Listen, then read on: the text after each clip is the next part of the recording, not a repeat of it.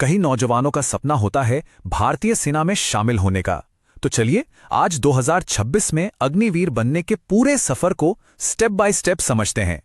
देखिए, साल 2026 के लिए भारतीय सेना ने अग्निपथ योजना के तहत 25,000 से भी ज्यादा वैकेंसीज निकाली हैं। ये देश की सेवा करने का एक बहुत बड़ा मौका है। तो सवाल यही है कि इस सफर की शुरुआत कैसे होगी।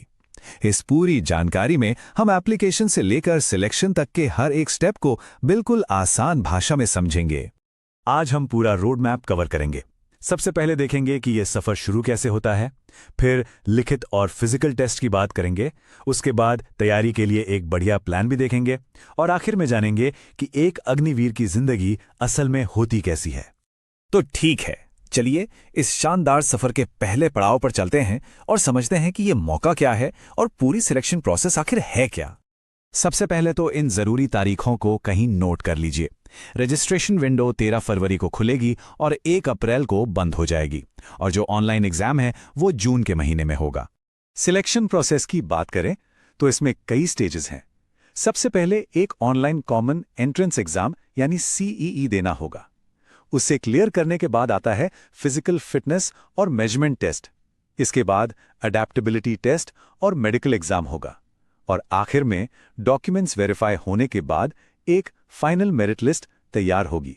यहाँ कई तरह के पद मौजूद हैं, जैसे general duty, technical, clerk, tradesman और भी बहुत कुछ। और हर पद के लिए एजुकेशनल क्वालिफिकेशन अलग अलग हैं। मतलब 8वीं पास से लेकर 12वीं साइंस तक के कैंडिडेट्स के लिए मौके ही मौके हैं।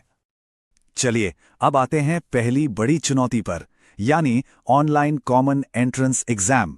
देखते हैं कि इसका स्ट्रक्चर कैसा होता है। अगर जनरल ड्यूटी यानी GD पोस्ट की बात करें तो एग्जाम 100 नंबर का होगा। इसमें कुल 50 सवाल होंगे जो general knowledge, general science, maths और लॉजिकल रीजनिंग से पूछे जाएंगे।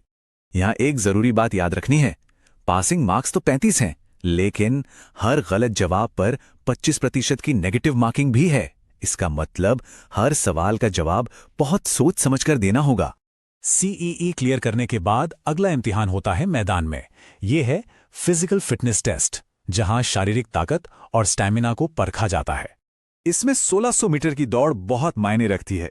अगर दौड़ 5 मिनट 30 सेकंड के अंदर पूरी कर ली तो पूरे 60 मार्क्स मिलेंगे, और कुछ ही सेकंड्स के फासले से मार्क्स में काफी बड़ा अंतर आ सकता है। बिल्कुल यही बात पुलअप्स पर भी लागू होती है।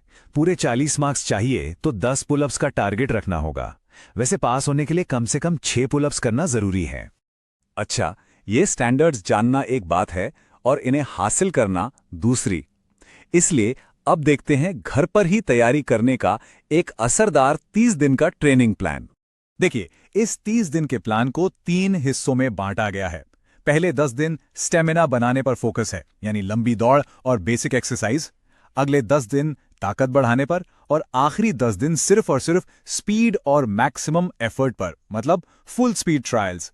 और पुलअप्स की चुनौती के लिए ये रहा एक स्टेप बाय स्टेप प्लान।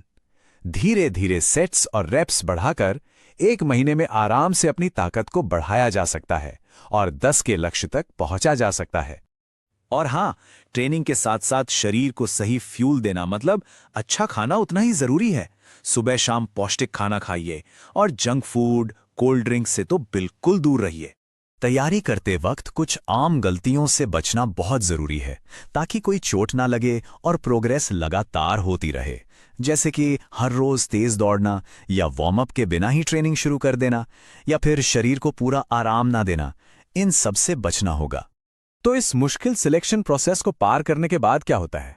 आइए देखते हैं कि 4 साल की सर्विस के दौरान एक अग्निवीर की जिंदगी कैसी होती है और इसके क्या फायदे हैं। देखिए, सैलरी पैकेज काफी अच्छा है और हर साल बढ़ता है। हर महीने सैलरी का 70% हिस्सा इन हैंड मिलता है, और जो बाकी 30% है वो एक स्पेशल कॉर्पस फंड में जमा होता है। और जब 4 साल की सर्विस पूरी हो जाती है तो अग्निवीरों को सेवानिधि पैकेज के तौर पर करीब 10.04 लाख रुपए की टैक्स फ्री रकम मिलती है। फायदे यहीं खत्म नहीं होते। इसके अलावा एक डिटेल्ड स्किल सर्टिफिकेट मिलता है।